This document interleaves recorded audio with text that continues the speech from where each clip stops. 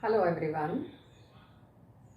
Previous कक्षा में हमने बाल गोविंद भगत जी के अभ्यास प्रश्न और उनके उत्तरों पर चर्चा की थी। आज पाठ बाल गोविंद भगत जो लेखक रामवृक्ष बेनीपुरी जी के द्वारा लिखा गया है, रेखा चित्र है और इसके अतिरिक्त प्रश्न और उनके उत्तरों पर चर्चा करेंगे। पहला प्रश्न है, लेखक बाल गोविंद भगत को गृहस्थ साधु क्यों मानता है? पाठ के आधार पर स्पष्ट कीजिए। बाल गोविंद भगत घर परिवार वाले आदमी थे, घर गृहस्थी वाले आदमी थे, क्योंकि उनका एक बेटा और उसकी पुत्र वधू थी, उनकी वधू थी, बेटे की वहू। उनके परिवार में उनका बेटा और पतोहू थे। उनके पास खेती बाड़ी और साफ सुथरा एक मकान था। इसके बाद भी बाल गोविंद भगत जी साधुओं की तरह जीवन यापन करते थे, आचार व्यवहार करते थे और यदि देखा जाए तो साधु की सारी परिभाषाओं पर खरे उतरते थे। इसीलिए लेखक ने भगत जी को गृहस्थ साधु माना है। दूसरा प्रश्न आता है, भगत अपनी सब चीज साहब की मानते थे, उदाहरण देकर स्पष्ट कीजिए। बाल गोविंद भगत जी अपना गुरु, अपना साहब कबीर जी को मानते थे, कबीर दास को मानते थे। इसका एक उदाहरण इस रेखा चित्र में दिया गया है कि उनके खेत में जो भी पैदा होता था उसे वे सिर पर लादकर साहब के दरबार में, अर्थात जो कबीर पंथी एक मठ था उनके घर के निकट, वहां लेकर जाते थे। मठ में भेंट स्वरूप रख लिया जाता था और उन्हें प्रसाद के रूप में जो वापस दिया जाता था उसी से वे गुजर बसर करते थे। नेक्स्ट क्वेश्चन आता है, लेखक बाल गोविंद भगत को गृहस्थ साधु मानते थे, पर भगत के किस अन्य गुण पर वे मुग्ध थे और क्यों? लेखक बाल गोविंद भगत जी को गृहस्थ साधु मानते थे, परंतु वे भगत जी के मधुर गायन, उनकी साधना पर मुग्ध थे, जिसे कोई भी सदा सर्वदा सुन सकता था। वे कबीर के सीधे साधे पद गाते थे, पर उनके कंठ से लय तालबद्ध होकर जब स्वर निकलते तो वे सजीव हो उठते थे। नेक्स्ट क्वेश्चन है, बाल गोविंद भगत के संगीत को जादू क्यों कहा गया है? बाल गोविंद भगत का संगीत हर आयु वर्ग के लोगों पर समान रूप से अपना प्रभाव डालता था, अर्थात उनके गायन का असर होता था। उनका स्वर अचानक एक मधुर स्वर तरंग पैदा कर देने वाला, झंकृत से कर देने वाला होता था। उनके मधुर गायन को सुनकर बच्चे झूम उठते थे। मेड़ पर खड़ी औरतों के होंठ स्वतः ही कपकपाने लगते थे। हलवाहों के पैर एक अलग ताल के साथ उठने लगते थे और रोपनी करने वालों की उंगलियां उसी सुरताल क्रम के अनुसार चलने लगती थी, अर्थात धान का एक एक पौधा पंक्तिबद्ध करने लग जाती थी। नेक्स्ट क्वेश्चन है, भगत प्रभातियां किस महीने में गाया करते थे? उनके प्रभाती गायन का वर्णन कीजिए। पाठ के अनुसार भगत जी प्रभातियां कार्तिक मास से फाल्गुन मास तक गाया करते थे। इन महीनों में वे कड़ाके की सर्दी में तड़के अर्थात भोर काल में उठ जाते थे। वे नदी स्नान पर जाते थे और लौटते समय पोखरे के भिंडे पर चटाई बिछाकर पूरब दिशा की ओर मुंह करके अपनी प्रभातियां टेरने लगते थे, अर्थात गाने लगते थे। गाते गाते वे इतने सुरूर और उत्तेजना से भर जाते थे, यानी उस गायन में, उन प्रभातियों में वो इतना डूब जाते थे, इतना श्रम उन्हें लगता था। गाते गाते वो खड़े हो जाते थे, नृत्य करने लगते थे कि यदा कदा उनके मस्तक पर, उनके माथे पर श्रम बिंदु अर्थात पसीने की बूंदें भी टपकने लगती थी। ऐसी पौष माघ की सर्दी में जहां एक सामान्य जन अपने बिस्तर से उठना भी जल्दी से शुरू नहीं कर सकता है, क्योंकि गर्माहट बिस्तर की जो होती है वो उसे वहीं पड़ा रहने के लिए विवश करती है। त्यागने का तो मन होता ही नहीं उतनी सर्दी में, मन करता है यहीं बैठे रहो, आराम से सुख मिल रहा है। नेक्स्ट क्वेश्चन है, भगत का आंगन नृत्य संगीत से किस तरह ओतप्रोत हो उठता था?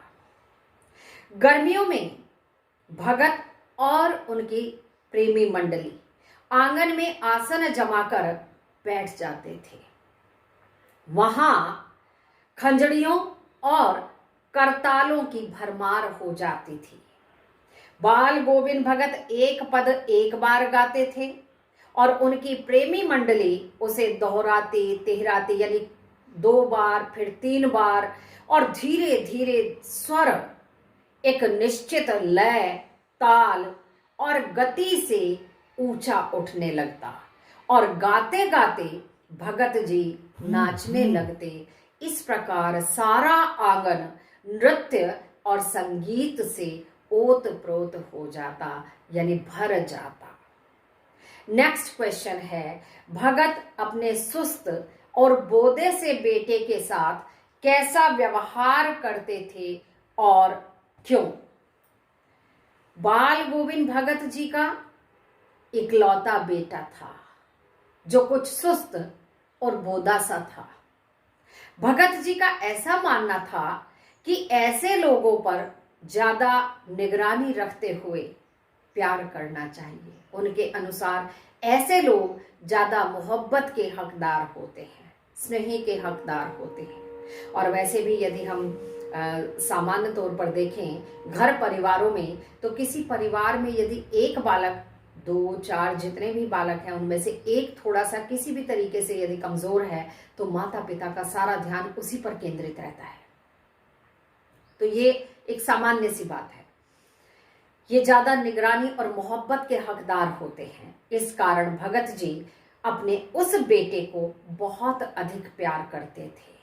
नेक्स्ट क्वेश्चन है, पुत्र की मृत्यु के अवसर पर भगत अपनी पतोहू को परंपरा से हटकर कौन सा कार्य करने के लिए कह रहे थे और क्यों?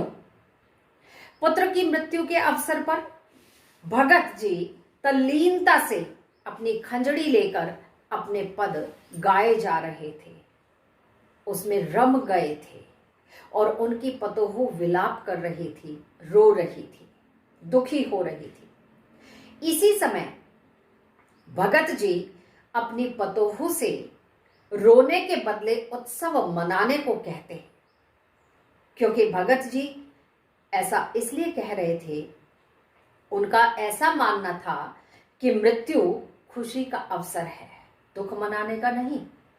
क्योंकि ये विरहणी आत्मा जो अपने भोग इस संसार में भोग रही है, आज वह इन भोगों से मुक्त हो गई है, अर्थात आत्मा परमात्मा से जा मिली है। उसका ये भोग वाला कष्ट पूर्ण हो गया है, इसलिए यह दुखी होने का नहीं बल्कि खुशी उत्सव मनाने का अवसर है। नेक्स्ट क्वेश्चन है, भगत की किस दलील या तर्क के सामने उनकी पतोहू की एक न चली? जब भगत जी के पुत्र की मृत्यु हो गई और श्राद्ध की अवधि पूरी हो गई, तो उसके बाद भगत जी ने अपनी पतोहू के भाई को बुलवाया और पतोहू को साथ ले जाने का आदेश दिया। साथ ही यह भी आदेश दिया कि इसकी आयु अभी कम है और इसका पुनर्विवाह करवा देना। पतोहू इस बात के लिए तैयार नहीं थी, वहां से जाने के लिए तैयार नहीं थी, और उसने लाख प्रयास किया कि अब आपका बुढ़ापा बढ़ता जा रहा है, आपकी देखभाल कौन करेगा? यदि बीमारी की अवस्था होती है तो दवा पानी आदि देने के लिए कोई तो चाहिए। मुझे अपने चरणों से अलग मत कीजिए, मैं यहाँ से नहीं जाना चाहती। परंतु इस पर भगत जी ने एक ऐसा तर्क दिया कि जिसके कारण विवश होकर उसे जाना पड़ा। उन्होंने कहा, ठीक है, यदि तुम यहाँ से नहीं जाना चाहती हो तो ठीक है, मैं इस घर को छोड़कर चला जाता हूँ।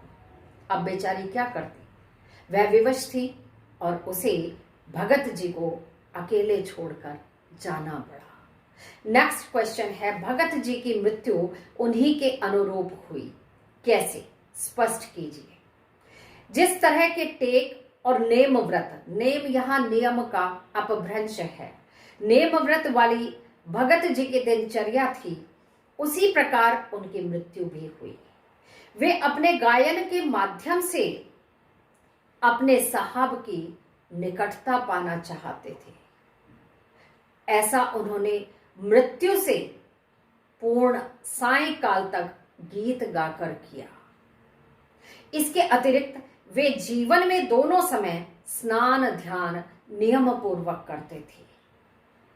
इसे उन्होंने आमरण निभाया, यानी जब तक वो मरे, आमरण ये समास है, मरने तक। इस तरह हम ये कह सकते हैं कि भगत जी की मृत्यु उन्हीं के अनुरूप हुई, अर्थात जैसा वे चाहते थे। शाम तक उन्होंने भजन संध्या की, प्रातःकाल उठकर वो अपनी भजन संध्या आरंभ कर देते थे, परंतु एक दिन जब उनकी आवाज़, उनके पद न सुनाई दिए तो लोगों ने आकर देखा कि भगत जी कहीं अस्वस्थ तो नहीं है, परंतु देखते हैं कि क्या भगत जी की आत्मा तो जा चुकी है, केवल उनका पंजर वहां पड़ा हुआ है। नेक्स्ट क्वेश्चन है, बाल गोविंद भगत ने महिलाओं की सामाजिक स्थिति सुधारने के लिए क्या किया? उन्होंने 2 कार्य किए। पहला था कि उस समय में महिलाओं से क्रियाकर्म जैसा संस्कार नहीं करवाया जाता था, और उन्होंने अपने पुत्र की मृत्यु पर अपने पुत्र वधू से उसे मुखाग्नि दिलवाई।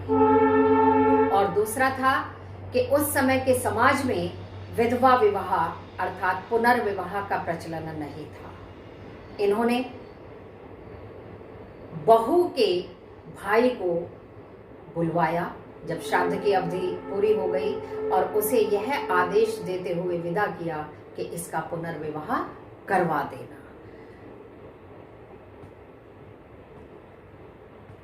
नेक्स्ट क्वेश्चन है, बाल गोविंद भगत अपने साधु और गृहस्थ होने का स्वाभिमान कैसे बनाए रखते थे? उनकी गंगा स्नान यात्रा के आलोक में इस बात को स्पष्ट कीजिए। बाल गोविंद भगत प्रतिवर्ष अपने घर से 30 कोस दूर गंगा स्नान पर पैदल जाते थे, और वे 2 बातों का बड़ी बारीकी से पालन करते थे। पहला तो वे ये कहते थे कि मैं गृहस्थ हूं तो मुझे किसी से भिक्षा लेने का कोई अधिकार नहीं है, और स्नान से ज्यादा उनका ध्यान होता था संत समागम पर। इसलिए वो 30 कोस पैदल जाते थे और घर से खाकर चलते थे, और फिर वापस घर आकर ही भोजन ग्रहण करते थे। रास्ते में केवल वो गाते बजाते जाते और पानी पी लेते थे। दूसरा, चूंकि वो सन्यासी की तरह जीवन यापन करते थे, तो इस संदर्भ में उनका ऐसा मानना था और इतनी बारीकी से इस बात का पालन करते थे कि जब मैं सन्यासी हूं तो मुझे किसी भी संबल को लेने की आवश्यकता नहीं है, यानी पैदल ही जाना चाहिए, किसी वाहन का प्रयोग मुझे नहीं करना चाहिए। उपवास लगातार वो रखते थे, न तो मांग कर खाते थे, केवल पानी पानी पर ही वो जीवन यापन करते थे। इस प्रकार बाल गोविंद भगत साधु और गृहस्थ होने के अपने स्वाभिमान को बनाए रखते थे। इस अंक में मैं आज यहीं तक करवाऊंगी। अगले अंक में अर्थ ग्रहण संबंधी प्रश्न और उनके उत्तरों पर चर्चा करूंगी। आप अपने घर में रहिए, स्वस्थ रहिए और कोविड-19 के लिए जितने भी प्रिकॉशंस बताए गए हैं उन सब का पालन जरूर कीजिए और जितने भी इस योग्य हैं कि उन्हें वैक्सीनेशन करवाया जा सके तो वो सब अपने आप को वैक्सीनेट कराएं। धन्यवाद।